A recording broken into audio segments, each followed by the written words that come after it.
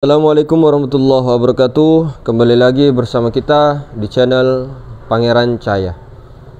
Salatu wassalamu alaika ya sayyidi ya Rasulullah, khutbatikal lati adrikni ya Rasulullah.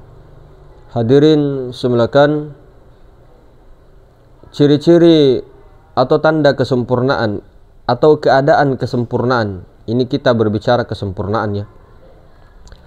Tanda-tanda atau ihwal keadaan kesempurnaan daripada orang-orang yang wasilin, orang-orang yang sampai kepada Allah Subhanahu wa taala, itu mempunyai dua tanda besar, dua tanda utama, yaitu ala inna awliya Allah la khaufun alaihim wala hum yahzanun. Dia tidak mempunyai kesyirikan di dalam hatinya dengan hadirnya rasa takut dan bersedih hati. Khauf. Jadi rasa takut itu adanya karena munculnya di sini. Munculnya di kepala, di angan-angan. Di sini rasa ketakutan, ya, kekhawatiran, angan-angan yang berlebihan sehingga sampai berpikir, saya 2 hari ke depan bagaimana, 3 hari ke depan bagaimana, saya kalau begini, saya kalau begini begitu. Itu sah-sah saja sebagai manusia, ya, yang belum wasil ilallah secara sempurna. Karena orang-orang wasil itu ada juga orang-orang yang sudah bertemu Allah, sampai kepada Allah, terhubung kepada Allah, belum mempunyai dua ini. Ini yang maksudnya ini yang sempurna. Orang wasil sempurna diangkat menjadi kekasih Allah Subhanahu wa taala. Yang khas, kekasih yang khas. Nah, itu tadi kembali lagi, pikiran-pikirannya tidak ada sama sekali tentang akan esok, tentang akan dirinya sendiri, bahkan telah dilupakannya.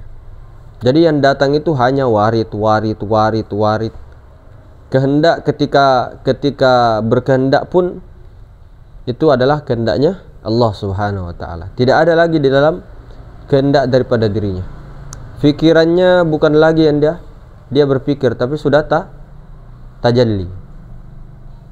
Sudah tubaddil kesadaran daripada kesadaran Allah Subhanahu wa taala. Jadi pikirannya tidak mungkin muncrat ke sana kemari. Ke sana kemari.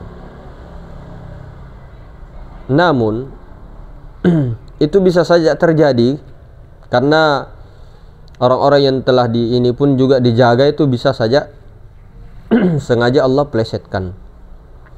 Sengaja supaya ketika muncul rasa keegoannya, bangga dan sebagainya, itu sengaja Allah Ta'ala celupkan kepada kemaksiatan yang melanggar daripada syariat, supaya dia kembali sadar, kembali mengingat dirinya bahwa dia itu tidak mulia sama sekali, dia itu hina dan sebagainya, supaya mengakui, lalu tubaddil kembali kepada kesadaran tertinggi. Nah, pikiran-pikirannya tenang, jiwanya itu tenang, nafsunya tenang, nafsu mutmainnah. Nafsu mutmainnah ini bukan lagi kategori jiwa sebenarnya. Dia sudah masuk menembus batas jiwa. Dia sudah ke fana fi ruh. Fana kepada ruh yang sejati. Guru sejati, yaitu Rasulullah Sallallahu Alaihi Wasallam. Itulah nafsu mutmainnah. Jiwanya sudah tenang, jiwanya sudah kembali, dan dia sudah penyerahan total kepada Allah Subhanahu wa taala melalui jalur wasilah Rasulullah Sallallahu Alaihi Wasallam. Baru Rasulullah itulah yang menghantarkan jiwa yang telah dia serahkan kepada Allah melalui Rasulullah, diserahkannya dan dipertemukan oleh Rasulullah secara tasawuf. Secara hakikatnya Allah Ta'ala sendiri yang mempertemukan dirinya dengan tajalli dirinya. Kemudian perasaan letaknya di sini. Letaknya di 5 ini. 5 latifah, kalau di Naqsabandi 5 latifah ini.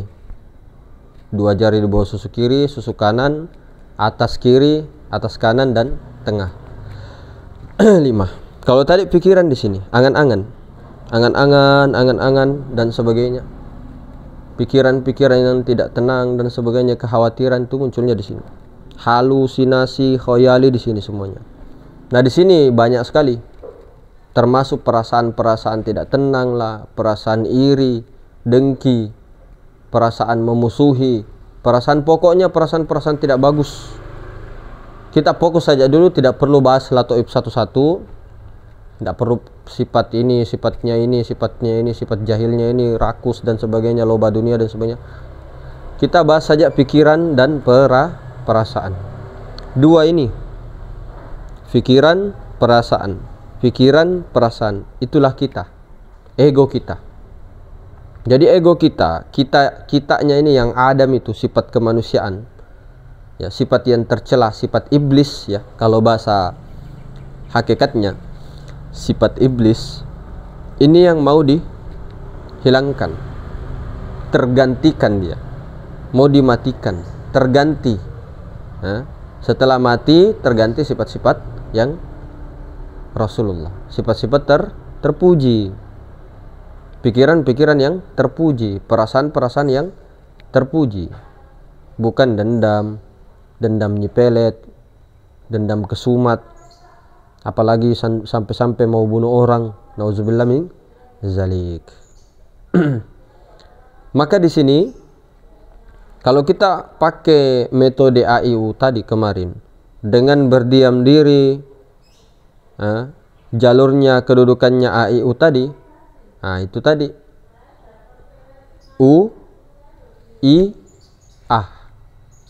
Jadi di pusar itu titik sentral. Di situ, di dalam pusar itu kedudukan. Ini kedudukan, bukan tempat, kedudukan. Ruh suci di situ. Ruhul Kudus di situ. Bukan berarti hanya di sini, tapi menyeluruh, meliputi. Kita bicara ke diri dulu. Kedudukannya pas di tengah-tengah. Ketahuilah di tengah-tengah dirimu itu ada Rasulullah. Hakikat Rasulullah yang dimaksud itu. Hakikat Rasulullah. Jadi begini. Beda Nur Muhammad Rasulullah. Nur Muhammad Rasulullah, beda Rasulullah, beda hakikat Rasulullah. Ini secara bahasa saja. Secara bahasa. Beda Nur Rasulullah, beda Rasulullah, beda hakikat Rasulullah. Ada 3. Nur Rasulullah, hakikat Rasulullah. Nur Rasulullah, perhatikan. Nur Rasulullah sallallahu alaihi wasallam, hakikat Rasulullah sallallahu alaihi wasallam. Nah, kalau kita berbicara pada diri, kita ke diri, ya. Nur Rasulullah itu jasmani. Kita ke diri aja. Kalau sudah tahu diri pasti tahu yang di luar diri. Nur Rasulullah, Nur Muhammad Rasulullah, nurnya Muhammad Rasulullah jasmani. Kalau Rasulullahnya itu nyawa. Rasulullah itu nyawa. Kalau hakikat Rasulullah itu sir. Paham nggak? Mafhum? Saya ulang. Kalau nur Rasulullah, nah, kalau nurnya Rasulullah, nur Rasulullah jasmani, batang tubuh kita. Kalau Rasulullah sallallahu alaihi wasallam itu nyawa. Nyawa. Kalau hakikat Rasulullah, hakikat itu sebenar-benarnya Rasulullah, itu adalah nur ilahi. Sebenar-benarnya Rasulullah, Sebenar-benarnya Rasulullah adalah zat Allah. Sebenar-benarnya Rasulullah, hakikat Rasulullah. Di mana pada diri sir, Ruh Kudus. Tuh hakikat Rasulullah tuh. Namun kalau yang meliputi adalah nur ilahiyah. Itulah Muhammad awal. Kita bicara hakikat Rasulullah, hakikinya Rasulullah. Kalau Rasulullah pada kita nyawa. Kalau nurnya Rasulullah pada kita adalah batang tubuh. Ini kita bicara sesuai dengan kajian kita. A, I, U. Oke. Jadi selalu dilatih dalam pejam mata sambil bersalawat, sambil musyahadah, rasakan betul-betul ini dulu saja. Ini dengan ini mau diperhatikan. Pikiran dengan perasaan. Nah, perbanyak dulu musyahadah ke sini. Pas di kepala ini. Nah. Pejamkan mata baru syahadatkan ini. Maksudnya saksikan ini, syuhudkan ini. Apa yang ada, pikiran-pikiran yang ada itu diamati dengan baik. Sambil rasa sejati hadir. Maksudnya sambil Rasulullah yang menyaksikan tajallinya. Nah, tajallinya itu nur Rasulullah ini. Nur Muhammad Rasulullah. Dia putar-putar kemana? Nur Muhammad Rasulullah. Hakikatnya siapa yang melihat tadi? Rasulullah melihat nurnya Rasulullah. Rasulullah menyaksikan bayangannya, majazinya. Nah, ini, ada cahaya ini, ada pikiran masa lalu ini, ada pikiran janda pirang, ada ini itu. Diamati sampai betul-betul diamati, tidak usah dipaksain, diamati terus, diamati dengan lembut, baru nanti tembuskan sampai ke bening. Paham? Artinya ketika berhasil bisa menembuskan ke bening, pasti pikiran itu lenyap semua, hangus semua. Jadi pandang terus sampai bening. Bening itu yang mana, Mas? Saya bingung ini. Alif bening itu yang mana? Ini. Saking beningnya itu lebih bening dari air. Mana yang paling bening? Itu artinya suci, maha suci. Ya, maha suci. Kalau ruh suci yang sir, zat suci. Percikan itu dia bukan masuk, memancar, setetes, seolah-olah ini bahasa. Nah, itulah ruh. Kalau di sini sudah tajalli ke sini namanya ruh suci. Ruhul Kudus, Ruhul Muqaddas, hakikat Rasulullah. Di sini. Hakikat Rasulullah. Kedudukan Ruh Kudus atau hakikat Rasulullah di dalam pusar, tembus sampai bening. Kedudukan Rasulullah di nyawa tengah-tengah. Nah, hakikat Rasulullah di pusar, di dalam pusar. Rasulullah di tengah. Oke, nurnya Rasulullah di kepala. Itu kalau di sini secara istilah ya. Nah, itu tadi. Pandangi terus sampai bening. Nah, pandangi aja terus, pandangi aja biasa, pandang. Jangan dipaksa sampai bening. Nanti kalau orang sudah paham maksudnya pandangi bening itu tanpa menutup mata pun dia bisa lihat sesuatu, semuanya langsung tembus ke bening. Jadi kalau melihat sarung itu dia tidak melihat sarungnya, langsung ke kapas tembusnya begitu. Nah, langsung ke kapas. Begitu maksudnya ya. Jadi tembusi. Kita masuk ke dalam, jangan keluar. Jangan kita begini. Secara syariat ya, kita hanya menyaksikan kitanya di sini kitanya di sini tubadil kitanya Rasulullah. Bukan kita mengaku Rasulullah. Akunya kita itu sudah lenyap. Akunya Adam kita lenyap, jasmani kita lenyap, akunya kita lenyap. Yang ada hanya akunya Rasulullah, memandang itu nurnya Rasulullah, nur Muhammad Rasulullah. Tapi jangan terbawa pikiran. Kalau kita terbawa ke pikiran, tenggelam ke pikiran, tersedot ke situ, bablas. Itu namanya di luar diri. Di luar diri namanya. Meskipun kita berpikir di sini, tapi itu namanya di luar diri. Itu kata orang tua kita, jangan belajar, jangan menyelam, jangan mencari Tuhan keluar dari dirimu. Bukan berarti Tuhan ada di dalam, tidak. Jadi kalau sudah pikiran itu sudah keluar dia. Nah, jangan diikuti, cuman disaksikan, disyuhudkan saja. Sambil sholawat bisa dalam hati, musyahadah yang paling penting. Rasanya itu Nur Muhammad Rasulullah. Nah, sampai bening, hening, bening. Nah, sampai seperti ini.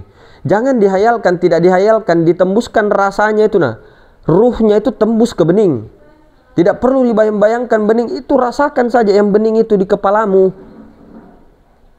Di kepalamu Rahmat. Rasakan itu, tembuskan rasanya kepada rasa yang tiada berasa, tapi fokusnya di kepala. Seperti pusar.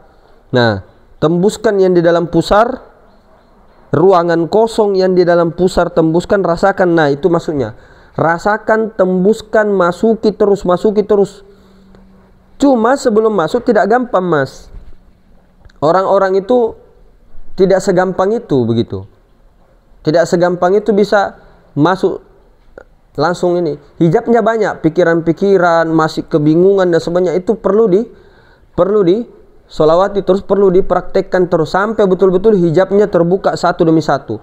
Di dalam ini ada ini, di dalam ini, di dalam ini. Nah, di situ setiap state terminal itu ada pasti cahaya, ada ini, itu dilampaui semua sampai tidak ada apa-apa, tidak ada sesuatu apa-apa, dan rasanya itu tertuju kepada merasakan yang tiada berasa, merasakan ruang kosong suci yang ada di kepalamu.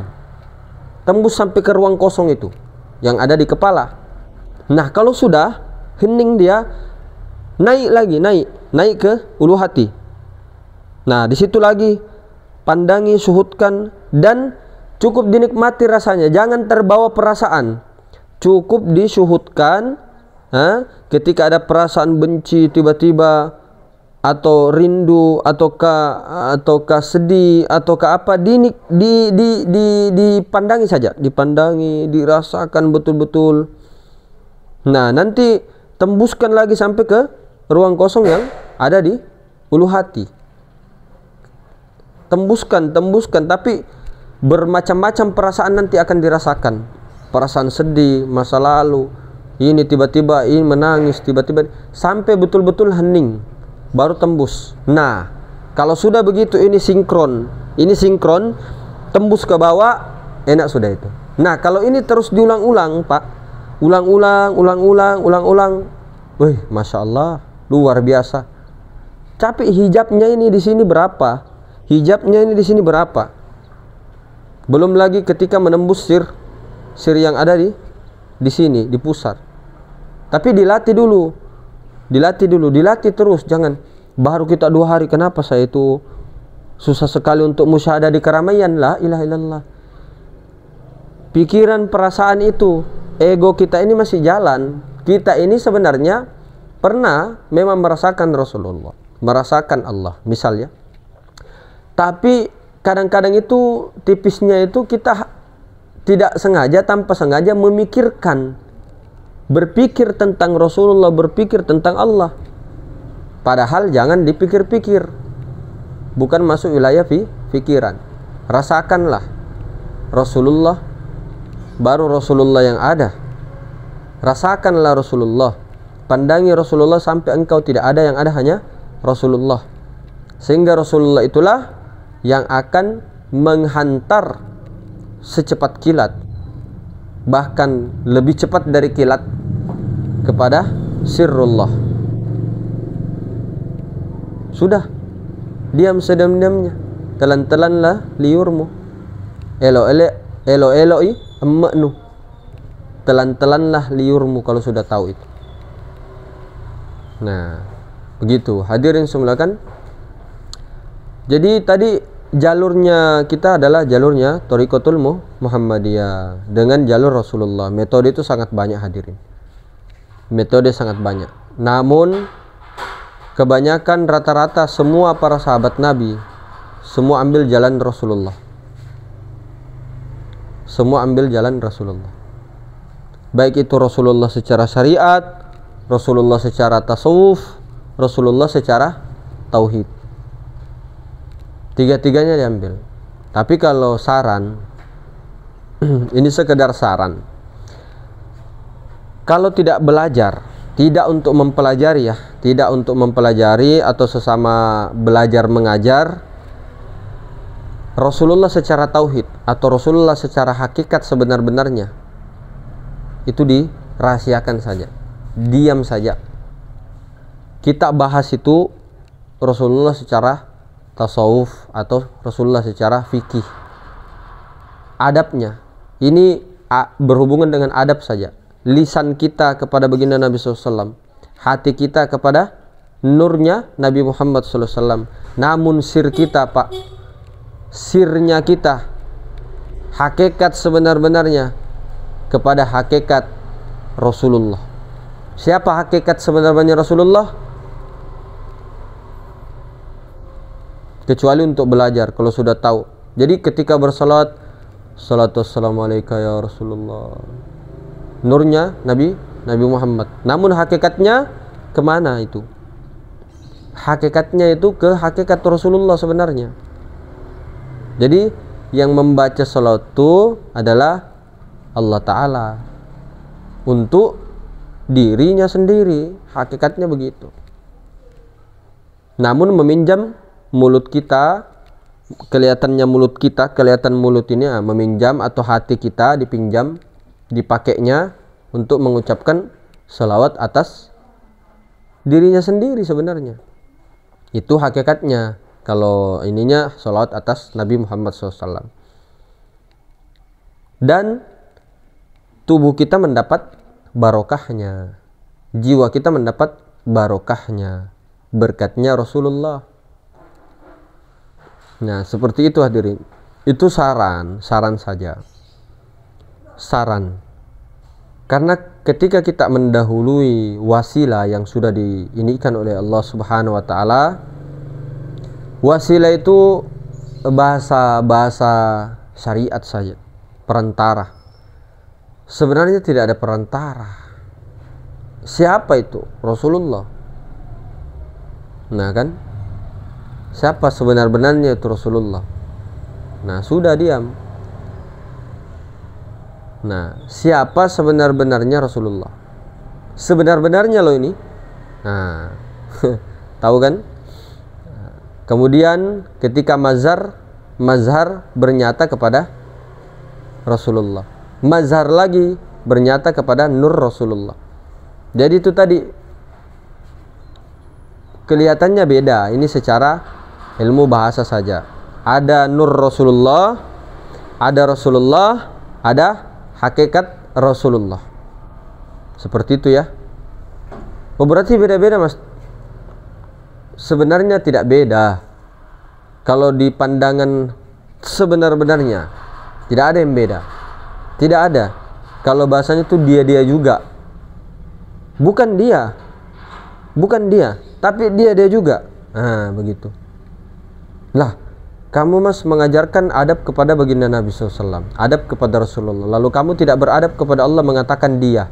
Mohon maaf. Justru kalau kita mengatakan beliau, Allah itu dikatakan beliau itu tidak beradab, karena kata-kata beliau itu hanya makhluk, hanya ke makhluk. Makanya tidak ada itu. Dari dulu ulama mengatakan beliau Allah Subhanahu wa taala. Paling beliau baginda Nabi SAW, beliau Sayyidina Musa, beliau Sayyidina Khidir. Paling begitu. Tidak ada mengatakan itu. Itu sudah ada kan di kitab-kitab, apa namanya, orang-orang tua kita dulu, bahwa jangan katakan Allah itu dengan panggilan beliau. Itu tasyabbuh secara tidak langsung, secara ilmu kalam itu tak mentasyabbuhkan Allah. Beliau menyerupakan dengan kalam. Meskipun sebenarnya di situ secara syuhud batin ya biasa saja. Ini secara kalam tidak beradab. Nah, begitu ya. Makanya hu itu dia, tidak ada itu beliau. Kalau beliau itu hanya untuk makhluk. Nah, begitu. Jadi dilatih terus tadi. Nah, dilatih terus A I U nya. Nah, kalau kita pakai jalur begitu kan, ada mungkin yang bisa terima, ada yang mungkin tidak, dan sebagainya, terserah aja. Mau dipakai, boleh juga sebagai selingan kan. Nah, sambil khalwat yang sudah diajarkan, khalwat Nur Muhammad, selama 1 jam, atau setengah jam, atau 2 jam, atau 4 jam, atau 6 jam, apa 8 jam, apa 10 menit, 5 menit kayak.